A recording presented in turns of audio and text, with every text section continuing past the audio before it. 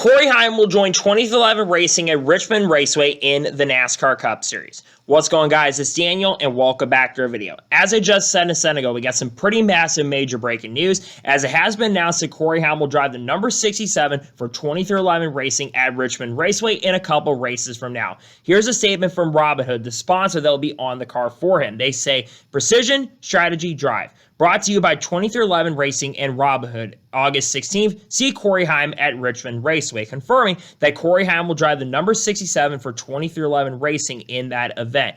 I believe this will be Cory Heim's fourth start in the NASCAR Cup Series this year. He, of course, has made 2 official starts this season so far in 2025. He finished 13th at Kansas earlier this year and finished 37th in Nashville after running up front early event, but got into an incident with Brad Keselowski. He also did attempt to qualify for the Cup Series race at the Chicago Street Course, especially with how good of a road racer is. We all thought Cory was easily going to make the field. Unfortunately, made a mistake in qualifying and got beat by the likes of Josh Bilicki and Catherine Legge. This will, if we don't have more than 40 cars that show up in the event, he will be able to make the field pretty easily at this point. Cory Heim, we all know, is probably one of the top 1 or top 2 prospects in the NASCAR world, probably up there along with Connor Zilisch, who's been dominating the Xfinity Series currently at the moment right now. You think about his runs in the NASCAR Craftsman Truck Series. He's already won the NASCAR Craftsman Truck Series regular season championship. In the last 3 or 4 years since joining the Truck Series back in 2021, he has scored 16 wins up to this point, including 5 wins so far in 2025, and has already led over 1,000 laps this year in the Craftsman Truck Series. He's been, a lot of people like myself have said it before, but Cory Heim deserves to be moving up to the NASCAR Cup Series currently at the moment. But there is a lot of unknown and a lot of uncertainty currently at the moment right now with Cory Heim, and also 2311 Racing as well. We all know that 2311 Racing and Farmer Motorsports are currently in a lawsuit with NASCAR right now, and it's unknown if they're even going to keep their charters going in the future. If I'm not mistaken, it's not just Cory Heim, but Bubba Wallace has a thing in his contract where he has to have a charter. Tyler Reddick has the same thing as well. There's been rumors and speculation that Reddick could become a free agent, though I think there's also a chance he may stick around with the team. Riley Herbst has the same thing in his contract, and the front row drivers have something in their contract as well. But I really am frustrated that Cory Heim is now full-time in the NASCAR Cup Series currently at the moment, because we've seen this guy show a lot of potential in the lower series. He's been outperforming everybody in that series. Granted, Lane Briggs has shown some good pace and speed in the Truck Series this year, but I think that he has been very, very good this year, that being Cory Heim, who's dominated and putting up an incredible season and should have more than 5 wins at this point. He probably should have 10 wins at this point with how good he's been and how much better he's been than the majority of the competition so far, because I think the truck field is generally a little weaker, but also Cory Heim is really, really good. Now, what are my realistic expectations for Cory Heim going into that weekend at Richmond? I expect that car to actually be really competitive, because 2311 Racing the last couple years, they've been really good at Richmond. You think about Bubba Wallace, who just recently won the Brickyard 400.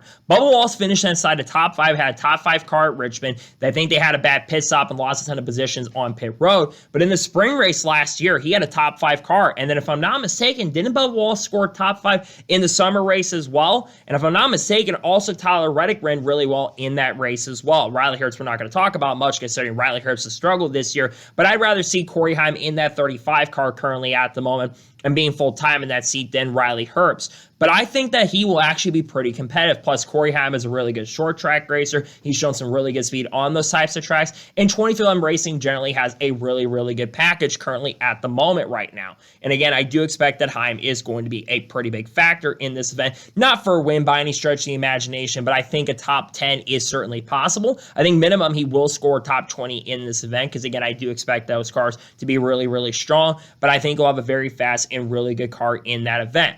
I think the big question around Cory Heim is, what are the plans for 2026 right now, and will he be staying in the NASCAR Craftsman Truck Series or Tricon Garage, or will he move up potentially even to the Xfinity Series? Because if I'm not mistaken, I think that Sam Hunt Racing's formed a little bit of a partnership with 2311 Racing, so maybe we could see them partner up more going into next year and move Cory Heim up. I think most of us fans want to see Cory Heim move up to the NASCAR Xfinity Series and move away from the Truck Series, because he's way too good to be down there in the lower series right now. I think Connor Zilisch is doing the same thing as well. He's too good to be in Xfinity of how dominant he's been in recent weeks.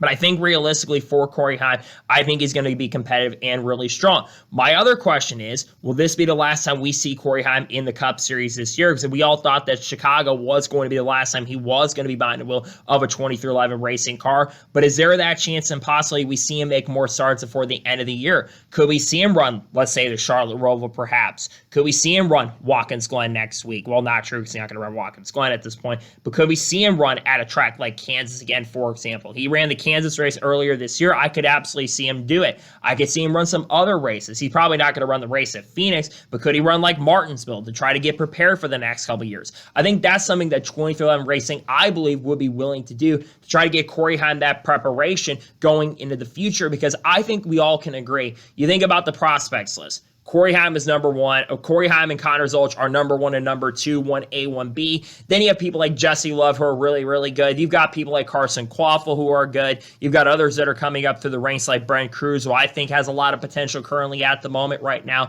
And I think Corey Heim is one of the best prospects we have seen in quite some time, since probably when Kyle Larson was around. Same thing goes for Connor Zilic. But I think at the end of the day, when you look at Corey, I think the big question will be around Corey. Will he stick around in the Truck Series going into next year, or does he move up? Because I think the big question is what's going to happen to those charters with 2311 Racing and Front Row, and do they get sold to another team? Some are going to say he should go over to Legacy Motor Club. The problem is he's not in the cap seat to go over to Legacy right now. If Legacy does get a third charter going into next year, it is expected that Jesse Love would be the likely driver to get that seat at this point. He may not be back at RCR. Does he leave Toyota long term? That's another question, because there's some people that have speculated that he should get out of the Toyota pipeline and go over to another manufacturer like Chevrolet, where he could end up at Hendrick Motorsports. But I don't think he'll leave the Toyota pipeline at the moment. There is that long-term future. I just think the big question is what's going to happen with 2311 Racing going forward into the future. That's going to be a big question at this point. What happens there? Nonetheless, a really good opportunity for Corey Heim to join up with 2311 Racing in that event at Richmond. I expect him to be really competitive. I expect him to be really fast and really strong. And I do think that 2311 Racing is going to bring as much pace and speed as they can. It's also expected that Booty Barker is going to be the crew chief on that car. Booty, who got replaced by Charles Denicky, or Charles Denike, who, of course, working with Bubba Wallace this year. Again, they just picked up the win at the Brickyard. And I do think Booty Barker's not a bad crew chief. I expect Corey Heim to do a pretty solid job. And I think he'll show some good pace and good speed in that event coming up here in Richmond in the not-so-distant future. Looking forward to see what Corey Heim can do at Richmond here very, very soon. So that is going to be for today's special breaking news report on Corey Heim joining up with 2311 Racing at Richmond in a couple weeks. I want to thank you guys for watching. Please subscribe to the channel, notifications on, so if I win a video, it does go live on my channel. Follow me on Twitter, Facebook, and Instagram, and support me on Patreon as well. Let's go below that and comment your thoughts below on today's episode. What are your expectations for Corey Heim in this event at Richmond? Let me know your thoughts in the comments below. Do you think it'll be a factor? Let me know it in the comments below. If any other major news breaks later today, we'll discuss it live on the channel. Earlier today, I talked about the news of Chicago and coming back on the schedule, more than likely Mexico City going off of the schedule. A lot of news we missed over the last couple days. Again, if any other major news breaks, we'll discuss it live on the channel. So that schedule, among other things as well. We might be doing a review of the ARC race, but I've got to work here today, so I'm not sure if I'm going to have a video around that at this point. Tomorrow, we're going to have reactions to Xfinity Series race, and we're going to have reactions to Cup Series qualifying as well. Then on Sunday, we'll have reactions to the Cup Series race at Iowa, the starting lineup video for the Iowa Corn 350, and also the review for maybe Shane Van Gisbergen's race as well. And then, of course, on Monday, we should have a NASCAR news video discussing news over the course of the last couple days. We're going to have content coming out, people like Haley Deegan, Shane Van Gisbergen, Carl Edwards, Kurt Busch, Kyle Busch, Ball Wallace, Ross Chastain, Sheldon Creed, Sam Mayer, Kyle Larson, Chase Elliott, other people like Cletus Farm, Dodge Ram, like I said, Sam Mayer, Sheldon Creed, Carson Quaffle, Frankie Muniz, Tony Breidinger, you name it, all the good stuff. We'll be talking about it on the channel in the coming days and the coming weeks. So anyways, like I said, I want to thank you guys for watching today's episode, and I'll see you guys next time for more great, awesome NASCAR content and other motorsports content on the channel like this. Take care, everybody.